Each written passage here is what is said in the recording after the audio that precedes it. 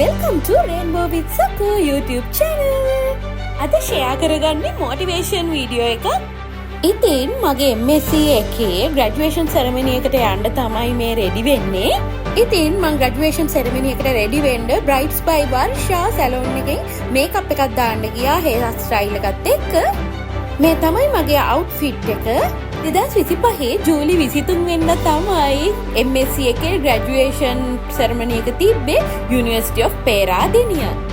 ඉතින් මගේ home town එක කැන්ඩි නිසා අපි ඔක්කොම මහගෙදර ආවා graduation ceremony එකට කලින් පේරාදෙනියේ.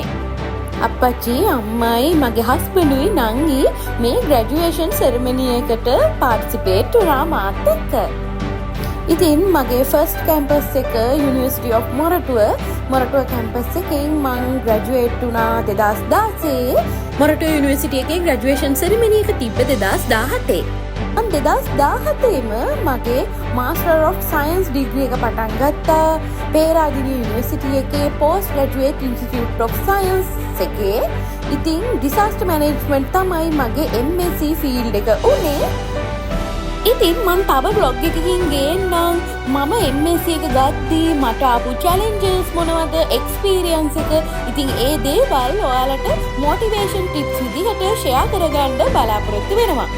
ඉතින් මගේ ලොකු හීනයක් තිබ්බා මගේ ගෙවල් නුවර කටුගස්සට නිසා මගේ ගෙවල් වලට ළඟ යුනිවර්සිටි එක ලස්සනම කැම්පස් එක University of Peradeniya කැම්පස් එකෙන් මට ඩිග්‍රී එකක් ගන්න.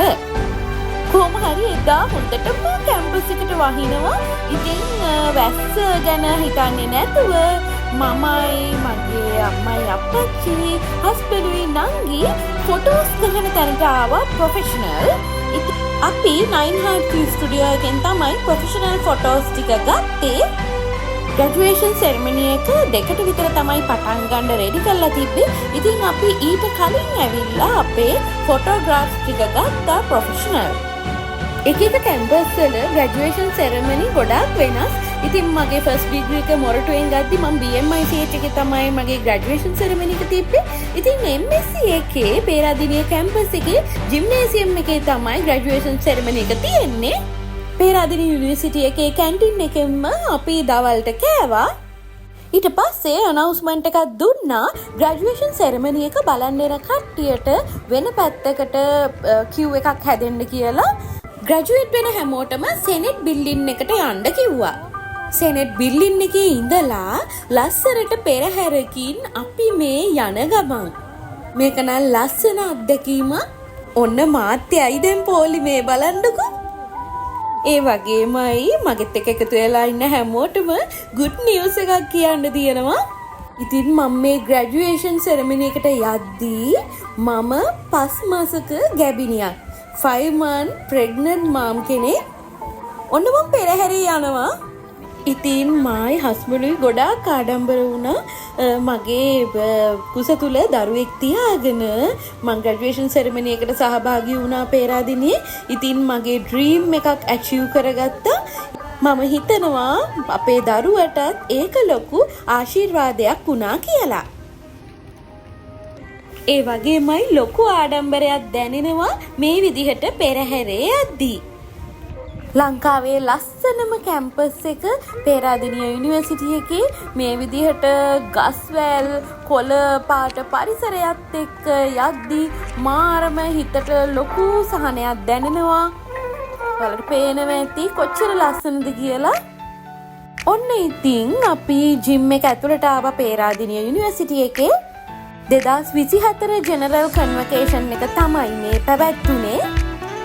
Peradeniya University එකේ කුලපතිතුමා අතින් මම මගේ MSc degree එක ගත්ත මොහොත තමයි ඔයාලා දැක්කේ. ජයසේකර AJMSKA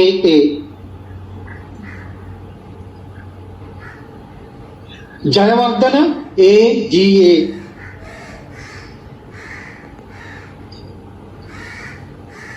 කොහොම හරි 2024 University of Peradeniya graduation ceremony එකේ MSc එක ගත්තා කුලපතිතුමන් අතින් මම.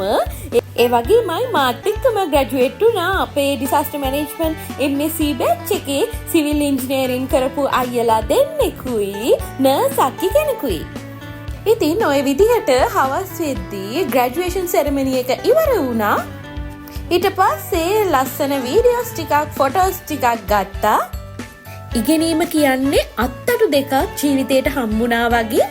ඉගෙනීම නැමැති අත්තටු දෙක ජීවිතයට එකතු කර ගත්තාම අපිට කැමති තැනකට අපිට පියාඹන්න පුළුවන්.